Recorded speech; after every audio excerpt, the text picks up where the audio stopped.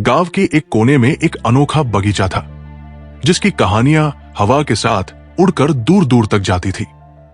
कहते हैं उस बगीचे के पौधे बस पौधे नहीं थे, वो किसी जादू से कम भी नहीं थे।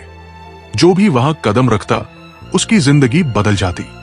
बगीचा हरा भरा, खुशबुओं से भरा और इतना सुंदर कि लगता किसी चित्रकार ने इसे बनाया हो। और इस बगीचे का मालिक, भाई, वो कोई आम आदमी नहीं था।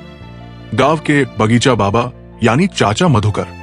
उनकी मूंछें ऐसी थी कि बच्चे उन्हें देखकर कहते, चाचा, इन मूंछों में तो हम झूला झूल सकते हैं। और उनकी हंसी ऐसी कि लगता आसमान से घंटियां बज रही हों। पर चाचा के अंदर एक गहरा राज था। वो कहते थे, पौधे उगाना सबके बस की बात नहीं, ये कला है और कला में सब्र चाहिए। लेकिन चाचा की सबसे बड़ी खासियत थी उनका गुप्त फॉर्मूला। लोग कहते थे कि उनके पास ऐसा जादुई तरीका है जो पौधों को तेजी से बड़ा और खूबसूरत बनाता है। कोई कहता चाचा रात में मंत्र पढ़ते हैं, तो कोई कहता उनके बगीचे में परियां रहती है। लेकिन चाचा हमेशा मुस्कुराते और कहते, ये कोई जादू नहीं, बस प्यार है। अब भाई, ये प्यार वाली बात सबके समझ में कहाँ आती थी। एक दिन गांव में आए शहर के बड़े व्यापारी शर्मा जी। अब शर्मा जी को पैसे कमाने का बड़ा चस्का था। उनके लिए हर चीज की एक कीमत होती थी। और जब उन्होंने चाचा के बगीचे के बारे में सुना तो उनकी आंखें चमक उठी। बोले, अरे, ये तो पैसे का पेड़ है। उन्होंने अपनी चमचमाती कार में चाचा के बगीचे का रुख किया। शर्मा जी ने चाचा को देखते ही कहा, चाचा जी नमस्ते, आपका ये बगीचा तो शानदार है, मैं इसे खरीदना चाहता हूं। जो दाम मांगोगे दूंगा। चाचा ने हंसकर कहा, शर्मा जी, ये बगीचा कोई चीज नहीं जो बिके, ये मेरी जान है, इसे मैं कैसे बेच सकता हूं। शर्मा जी बोले, अरे चाचा, ये भावुक बातें छोड़ो, सोचो पैसे का क्या फायदा होगा। गाड़ी, बंगला, शहर की ऐशो आराम की जिंदगी। चाचा मुस्कुराए और बोले, शर्मा जी, मेरे पौधे पैसे से नहीं, प्यार से पनपते हैं और प्यार बिकाऊ नहीं होता। अब शर्मा जी ने सोचा कि चाचा को लालच देना पड़ेगा। बोले, ठीक है चाचा, मैं 10 लाख देता हूं। नहीं तो 50 लाख, नहीं तो 1 करोड़। लेकिन चाचा ने ऐसा ज्ञान दिया कि शर्मा जी का दिमाग उलझ गया। बोले, लालच का बीज बोओगे तो बर्बादी की फसल काटोगे, और मेरी फसल तो प्यार से उगती है। शर्मा जी का चेहरा ऐसा लटका जैसे उनके चमचमाते जूते में कीचड़ लग गया हो। अब कहानी में एंट्री होती है रघु की। रघु एक गरीब लड़का था जो बचपन से ही चाचा के साथ काम करता था।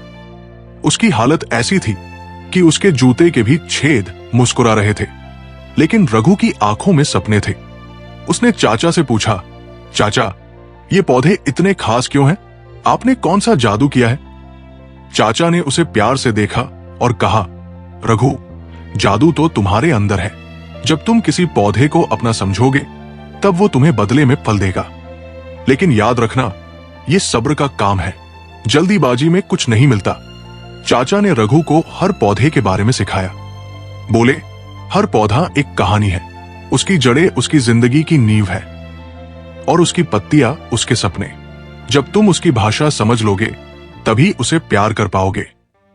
रघु ने चाचा की हर बात को अपने दिल में उतार लिया। उसने पौधों को महसूस करना सीखा। साल बीते और रघु ने चाचा के ज्ञान को अपनाकर अपना बगीचा बनाया। लेकिन ये कोई आम बगीचा नहीं था, ये एक ऐसा गार्डन था जहां लोग दूर दूर से आते थे। उसका नाम था रघु का जादुई गार्डन। लोग कहते, ये लड़का तो चमत्कारी है, लेकिन रघु हमेशा कहता, ये सब मेरे गुरु बागवान चाचा का आशीर्वाद है। उन्होंने मुझे सिखाया कि प्यार से बड़ा कोई जादू नहीं।